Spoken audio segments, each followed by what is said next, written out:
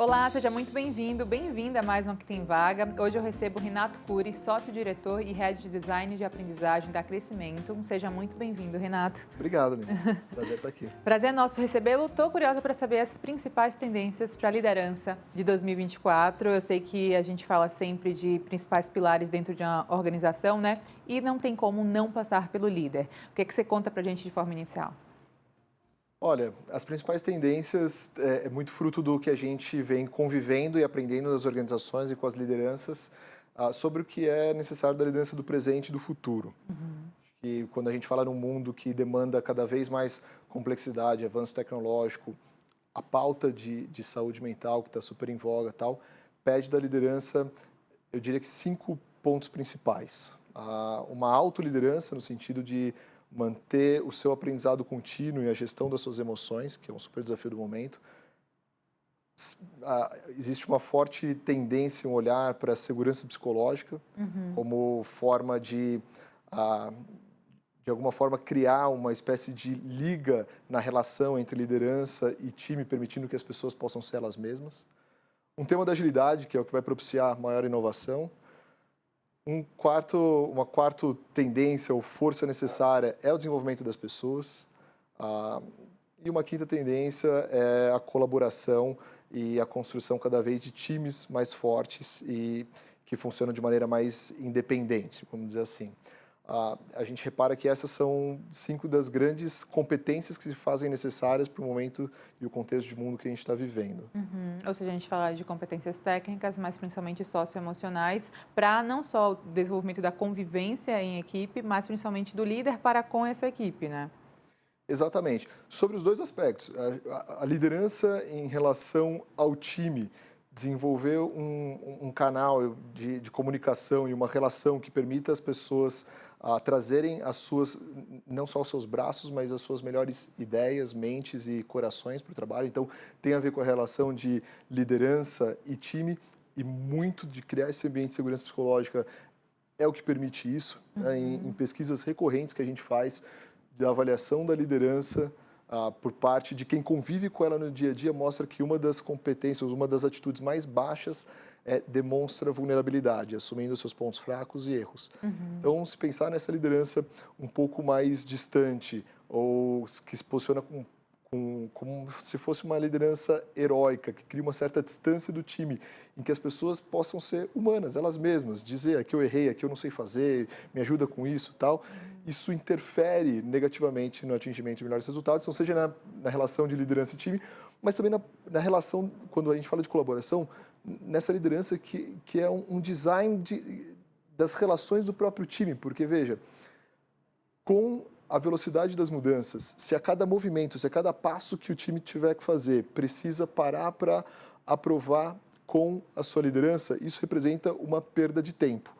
Fazia sentido no passado, numa liderança que ela é detentora de um conhecimento que não mudava muito ao longo do tempo. Então, se a gente era capaz de fazer planos do futuro, a gente chama plano de negócios, de 20 anos, de 10 anos, é porque a gente era capaz de predizer um pouco como é que vai estar o mundo nesse lugar. Hoje, uma visão de futuro de uma empresa, 5 anos. E olha lá, né? Às vezes até o dia de amanhã é tão inesperado quanto um médio e longo prazo. Exatamente. O que leva a gente criar estruturas que respondam às mudanças de forma um pouco mais rápida e independente e de quem está na ponta possa tomar a decisão. É que é o vendedor ali na ponta, que a pessoa que atende o cliente ali na ponta possa tomar a decisão de dizer um sim, dizer um não. Então, a liderança, enquanto aquela que cria uma estrutura de time forte o suficiente para responder essas mudanças, ela muitas vezes se coloca também num lugar de, não é só a minha relação, eu sendo transparente ou nessa linguagem, né, dando feedback da performance das pessoas, mas como é que eu crio uma cultura de um time que eles se ajustam, que eles troquem feedbacks, que façam correções dependendo menos da minha intervenção, e com isso a gente ganha agilidade. Então, nessas duas vias que você comentou, seja a liderança com as pessoas, seja a liderança desenhando um sistema que funciona. Um caso prático, lá na própria empresa, na Crescimento, em algum momento, num dos times que eu lidero, criei um ritual da gente conversar sobre a performance uns dos outros de forma aberta. Então, durante 5 minutos, as pessoas falam de mim. E ali a gente tem pessoas de todos os níveis de hierarquia. Então, do estagiário, a pessoa que... A minha presença e a gente troca. Depois de 5 minutos, todo mundo fala de você e de fulano. Então, e a gente conversa abertamente o que está funcionando e o que não está funcionando. Isso é como se fosse um treino, uma academia, para no dia a dia, no meio de uma reunião, a gente se precisar conversar sobre algum ajuste de rota, acontece de forma muito mais natural, muito mais tranquila. Ai, que legal, é muito bacana ver essa interação que muitas vezes traça também o geracional, né? Então, diferentes gerações que conversam dentro do mesmo mercado de trabalho, dentro do mesmo ambiente, que tem lá seus desafios, óbvio, porque a gente tem pensamentos diferentes sobre a mesma coisa muitas vezes, mas que se olhar pelo lado do copo meio cheio, tem também muita interação, muita troca, muito que aprender um com o outro, né, Renato? Super. E essa é a beleza da complementariedade, assim. Ninguém é mais inteligente do que todos nós juntos. Sim.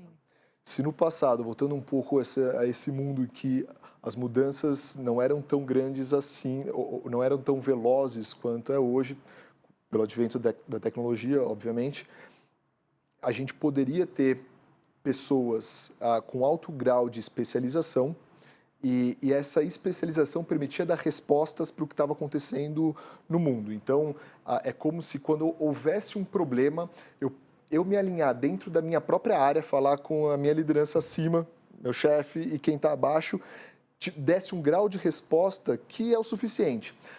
Mas, quando a gente fala em resolver problemas de como incluir a inteligência artificial no que a gente faz hoje, como melhorar o processo, como evoluir a nossa cultura, como engajar as pessoas, são temas que não há uma resposta certa e não é o único grau de especialização que vai ajudar a dar uma resposta para isso. Então, nessa hora, qual que é a fonte de diferencial nisso para a gente seguir melhores caminhos? Não é se alinhar ou colher opiniões de pessoas que têm a mesma expertise, que vieram da mesma faculdade, que têm a mesma geração, a mesma idade, com a mesma orientação.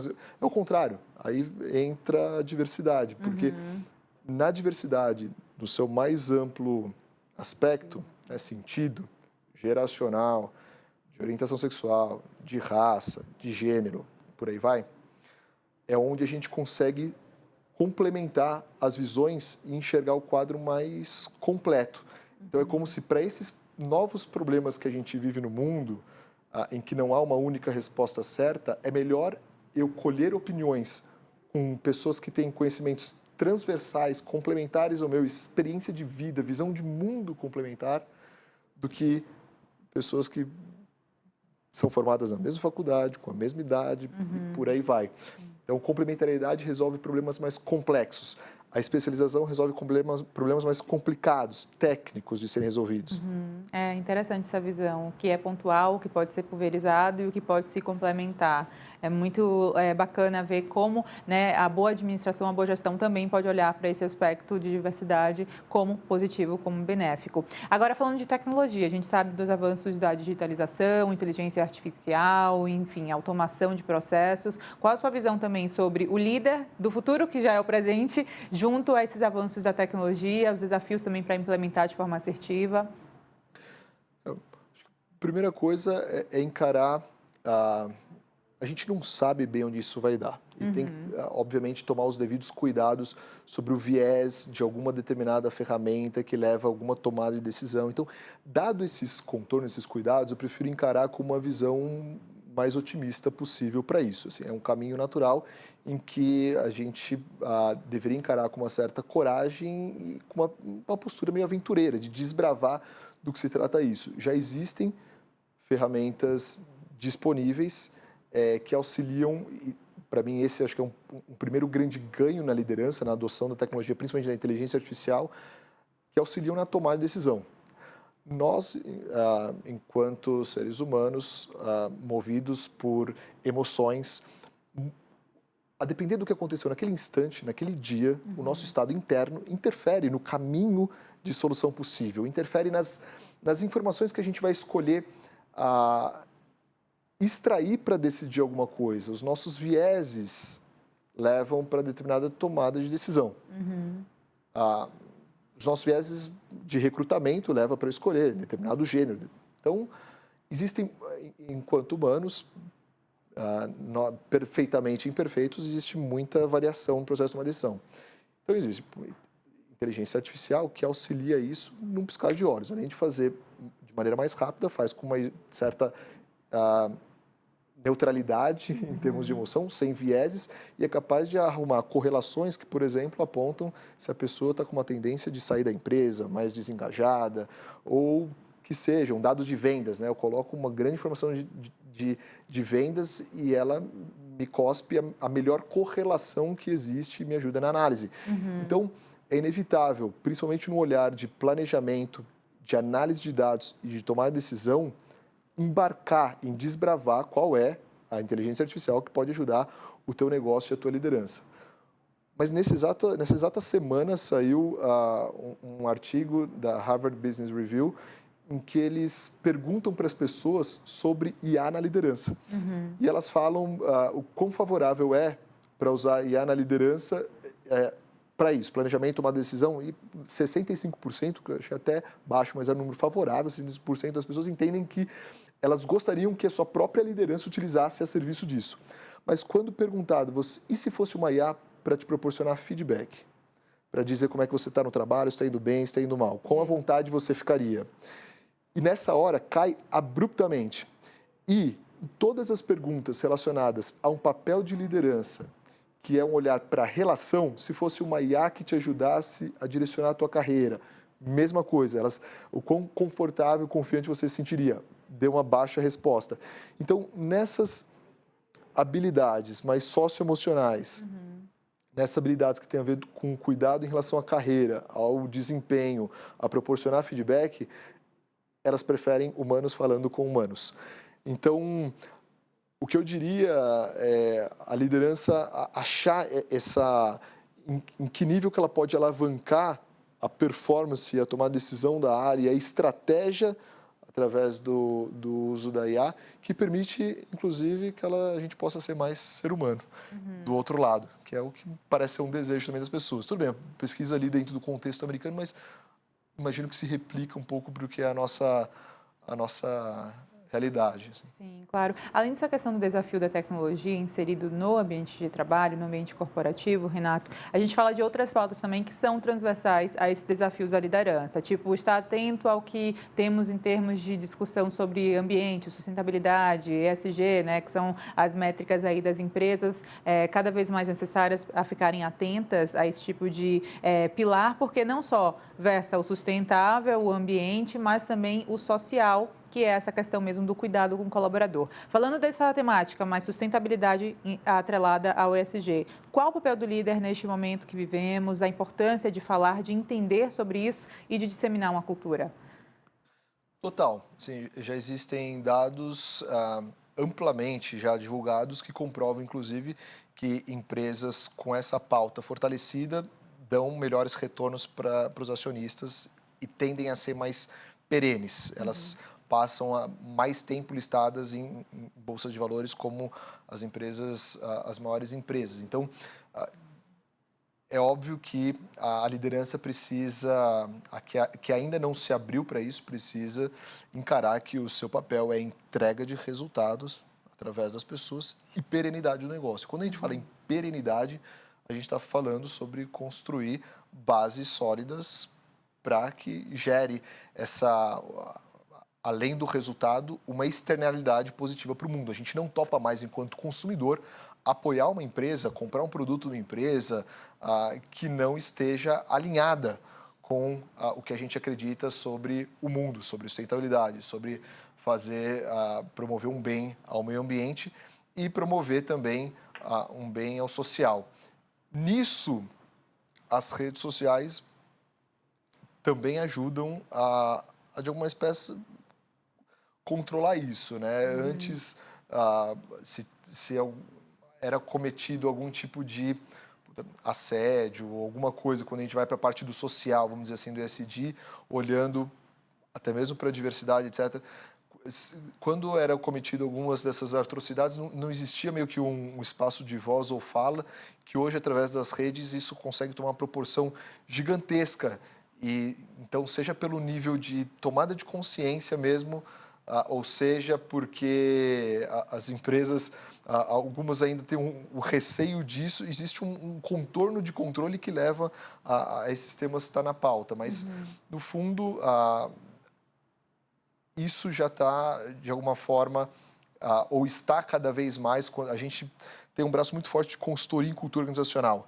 E muitas vezes nós somos chamados justamente para contribuir para que as empresas coloquem temas como esses que a gente vem conversando, liderança, diversidade, um olhar para meio ambiente, dentro da pauta, um olhar para a segurança, compliance, dentro de uma pauta constante da liderança ao longo do tempo.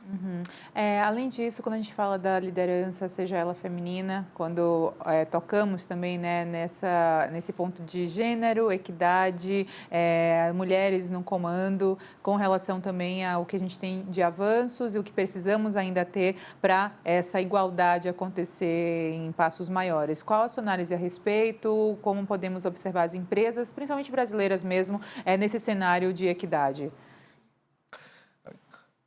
Isso está tão na pauta, cada vez mais nós somos chamados para desenvolver a liderança feminina, mentoria de mulheres que estão ascendendo a cargos executivos e por aí vai.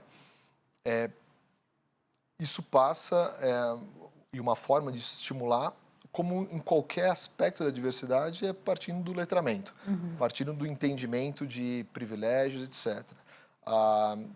Certa vez, eu alvo de um curso em que foi abordado isso, faziam-se várias perguntas, existe vídeo na internet sobre isso e a gente replicou de outras formas. É sempre muito mágico quando as pessoas percebem pela primeira vez, e foi para mim. Assim, você já precisou cuidar da forma que você se veste na hora de ir para um lugar público, você já precisou atravessar a rua, depender de quem estava andando na mesma calçada, você já precisou, e por aí vai. E eram perguntas relacionadas a privilégio, para você entender o quanto você nasceu e vivia dentro dos seus próprios privilégios. Veja, a partir desse instante que inicia uma tomada de consciência e um letramento, a partir de um consumo de conteúdos em que comprovadamente as mulheres são mais interrompidas do que os homens durante uma reunião, isso abre um olhar e um caminho para uma tomada de consciência. Então, a primeira parte é dar um letramento em relação a isso. A partir do letramento, a liderança convidada a gerar esse ambiente de inclusão a todo mundo passa a ser uma ativista ou alguém que vá apoiar a causa. No tema diversidade, não é, para a liderança feminina, não existe uma postura neutra, né? Ou você está contribuindo ou está atrapalhando. Se não fizer nada, você está atrapalhando, luta contra. Então, a partir do momento que há tomada de consciência, há ação. Em algum momento, durante uma reunião, uma mulher interrompida, eu falei, peraí, eu queria que ela terminasse de dar opinião, ela não terminou de dar opinião.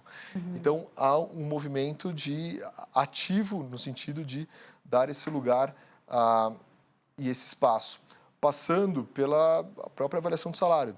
Pessoas que fazem a mesma função, quando a gente compara entre homem e mulher, tem equidade de salário aqui dentro da nossa organização?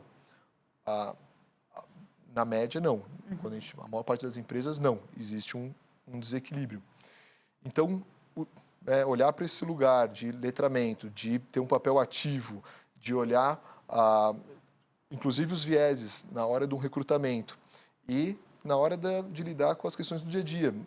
Muitas vezes, uma mulher se coloca na mesma assertividade que um homem, mas um homem é atribuído a qualidade de assertivo e a mulher é atribuído um descontrole emocional. Não, o homem foi objetivo, ela teve um descontrole. Então, de uma forma, ampliar esse olhar permite fazer as intervenções adequadas no dia a dia. Em termos de organização, eu acho que é muito do início da minha fala. Assim, a organização tem um olhar de mentoria das mulheres em busca dessa ascensão e achar nesse lugar, né, todos os desafios de lidar no dia a dia com isso, mas também da liderança no geral, se abrir para isso. Isso tem sido alvo também de vários trabalhos. Sim, e são pontos importantes mesmo. A gente já falou agora disso, falamos anteriormente de diversidade. Quando a gente fala de inclusão, como se tornar ou como trazer essa liderança mais inclusiva? Até porque a gente fala de PCD, a gente fala de pessoas que podem ter uma certa resistência ali no sentido de acolhimento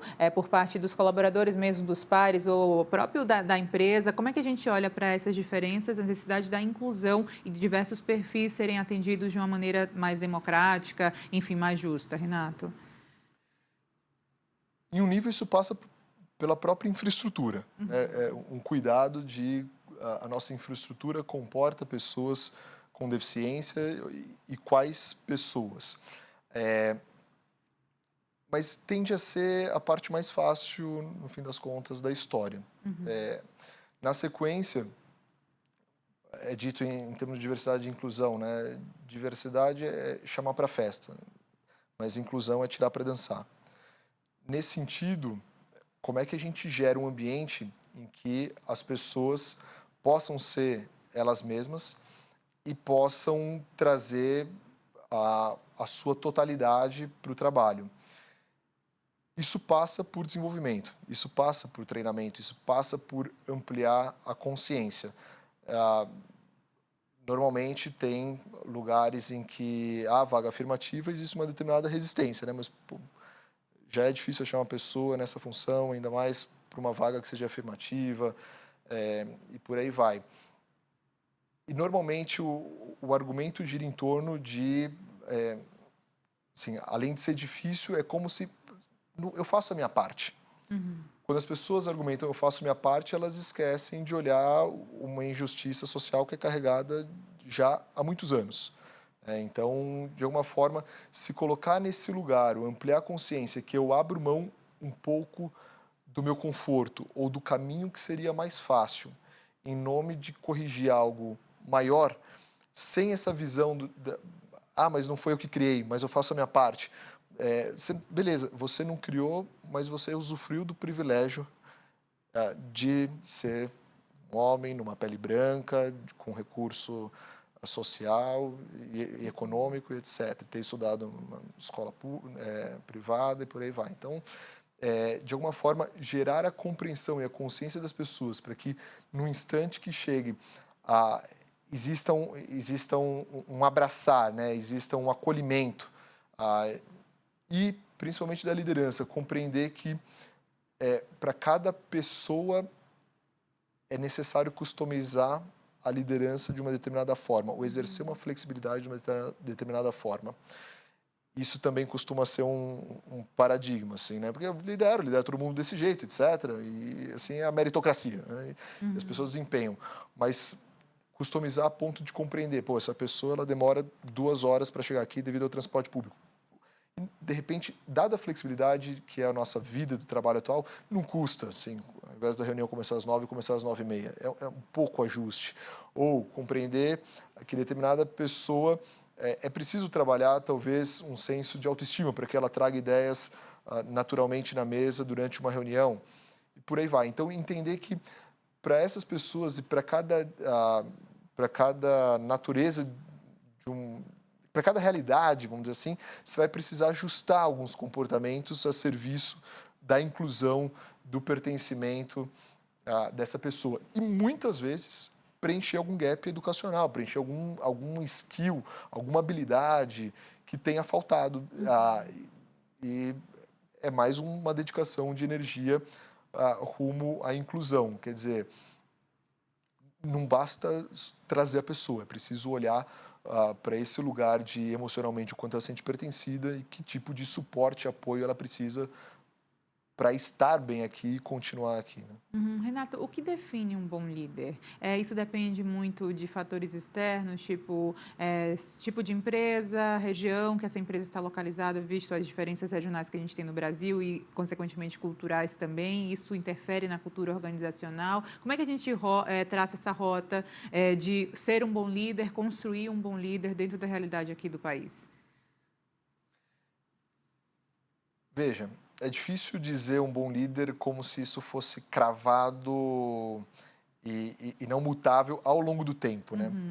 Dentro de uma mesma organização que tem sua cultura específica, um bom líder, no momento que a empresa está defendendo o negócio atual e aquele instante, o resultado, no instante seguinte em que ela precisa passar por alguma onda de inovação, por desbravar novos mercados, já pede outras características. Então, um bom líder, de alguma forma, ele é mutável ao longo do tempo E um bom líder para uma cultura de uma empresa não necessariamente é um bom líder para outra. Então, talvez a gente possa começar só colocando esse contexto de que a gente acredita muito no crescimento, uma liderança a partir de você trazer os seus talentos à tona de acordo com o que o contexto e a cultura da tua organização precisa.